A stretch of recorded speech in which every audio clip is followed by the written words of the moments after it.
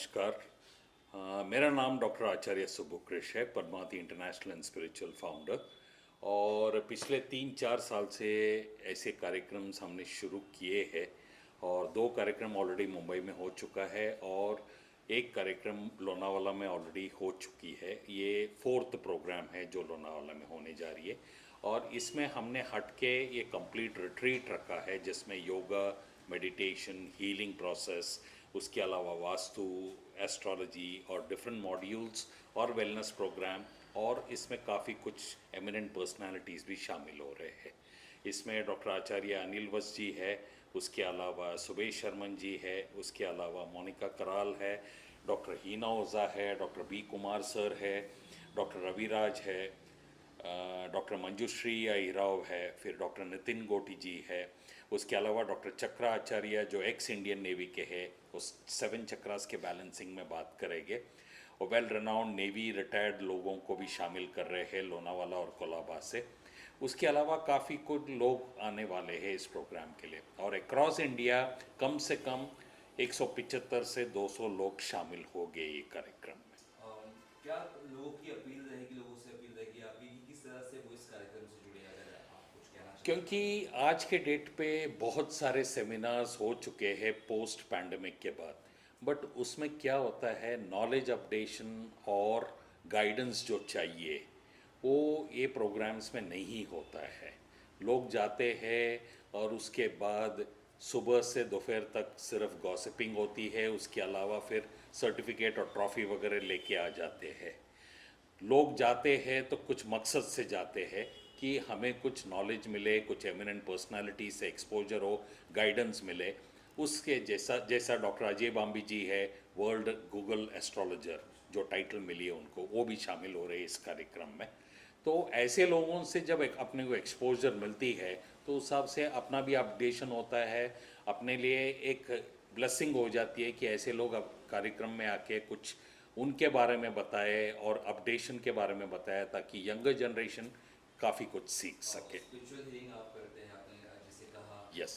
कई सालों से, काफी सालों से आप कर रहे हैं। हाँ। और क्या क्या दिक्कतें आ रही, क्योंकि आपने जैसे कॉन्फ्रेंस बहुत सारी की होगी, अटेंड की होगी, ज्यादातर कॉमन चीजें क्या है लोगों की प्रॉब्लम्स और कैसे आप उसे दूर करते हैं? देखो, पोस्ट पैंडमिक के बाद कॉरपोरेट सेक्टर्स में जहाँ तक मैंने अभी कम से कम 50-60 कॉरपोरेट कंपनीज जाकर आया हूँ, उसमें मेजर प्रॉब्लम जो है प्रेशर लेवल है, स्ट्रेस लेवल है, उसके अलावा कॉन्फ्लिक्ट्स बिटवीन रिलेशनशिप इश्यूज काफ़ी कुछ हुआ है लोगों के बीच, जिसमें मैरिजेस टूटने का चांसेस बहुत हो रही है, डाइवर्स रेट हाई हो रहा है।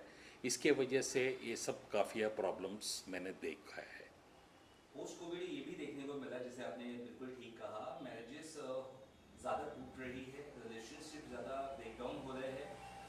तो इसकी वजह क्या मानते हो, इसका कैसे आपकी इसमें सोल्यूशन आप दे सकते हैं? क्योंकि ऑफकोर्स ये वास्ट टॉपिक है, फिर भी अगर आप कुछ इसका हाईलाइट करना चाहें। देखो, इसमें वेरियस मॉड्यूल्स ऑफ हीलिंग है, जैसा रेकी हीलिंग है, फिर लामाफेरा हीलिंग है, फिर एक्सेस बार है जो ब्रेन के सबकॉन्शियस के साथ 32 पॉइंट्स के साथ काम किया जा सकता है।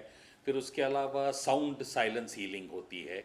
उसके अलावा हिप्नोसिस सर ने जैसे बताया है, ऐसे वेरियस हीलिंग मॉड्यूल्स है जिसमें आप स्ट्रेस लेवल को, उसके अलावा जो भी डिप्रेशन लेवल जो कपल्स जाते हैं या कॉरपोरेट्स के सीनियर मैनेजर्स गुजर रहे हैं, उस हिसाब से काफ़ी कुछ इनको रिलीफ मिल सकती है अगर ये प्रोग्राम्स अटेंड करते हैं तो। लोगों की स्लीपिंग पैटर्न्स काफ़ी चेंज हो चुके हैं, लोग ज़्यादा मोबाइल एडिक्टिव हो चुके हैं, तो सोशल मीडिया एडिक्ट हो चुके हैं। क्या ये सब भी रीज़न है कि बहुत ज़्यादा उन्हें स्ट्रेस, प्रेशर और प्रॉब्लम्स आ जाती है, बीमारियाँ हो जाती हैं? देखो, इंडिया में basically almost 80 to 85% mobile users जो है, ये अभी कॉमन फैक्टर हो गया है अक्रॉस द वर्ल्ड। अगर देखने जाए तो India is the highest user of mobile, और इतना मीडिया पेपराजी हुआ है इंडिया में, उसके वजह से लोग क्या हो रहा है कि एडिक्शन हो चुका है कि सुबह उठने के साथ हाथ में मोबाइल, रात में सोने से पहले मोबाइल। एक राहु फैक्टर है, मोबाइल जो है राहु फैक्टर है वैदिक एस्ट्रोलॉजी के हिसाब से। ये एक स्ट्रेस लेवल देता है, डिप्रेशन लेवल देता है। उसके अलावा आपको कंपनी की प्रेशर होती है, उसके अलावा फैमिली की प्रेशर होती है।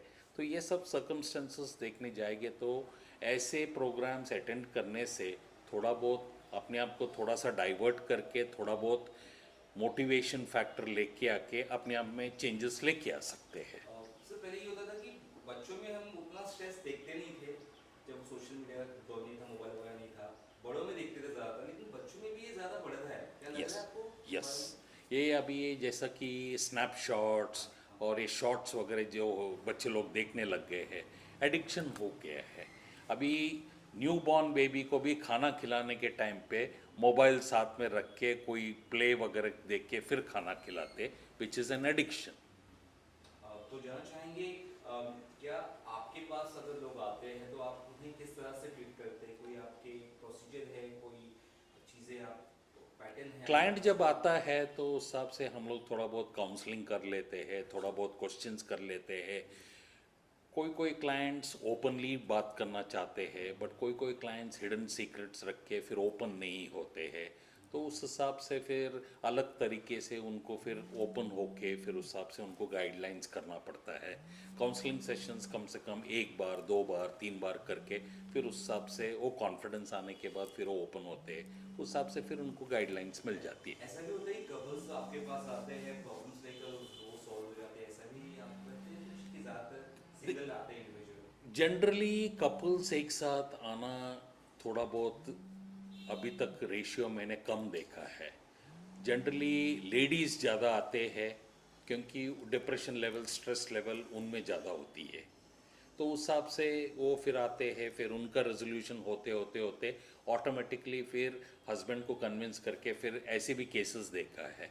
और ऐसे भी केसेस देखा है जहाँ पे जॉइंट कपल आके अपना प्रॉब्लम शेयर करते हैं और उनको उस तरफ से काउंसलिंग देके हम रेजोल्यूशन देते हैं। तो किस तरह से आपसे लोग जुड़े और कैसे आपसे कांटेक्ट करेगा, उस बारे में अगर आप बता सकें सर? देखो, मैं पिछले 8-9 साल से कॉरपोरेट्स छोड़ने के बाद ये प्रोफेशन में कंटिन्यूस अभी कर रहा हूँ मैं। तो उस हिसाब से पूजा विधि और हीलिंग मॉड्यूल्स और वैदिक एस्ट्रोलॉजी वगैरह करता हूँ मैं। तो मेरा अभी तक जो मेरा रहा है, मेरा खुद का जो बेस बना हुआ है, डेटाबेस, उस पे मैंने काम किया है। बट ये साल से मैंने थोड़ा अपने आप को मीडिया एक्सपोजर करके थोड़ा बहुत अपने आप को एक प्लेटफॉर्म बनाने की कोशिश की है। इसलिए मैं लोगों से दरख्वास्त करूंगा कि लोनावाला का जो 27-28 की प्रोग्राम जो है, इसमें आके शामिल होके अपने आप को रजिस्टर करके काफ़ी कुछ अलग तरीके से अलग मोड पे अपने आप को ले जाए। यही मेरी दरख्वास्त है। बहुत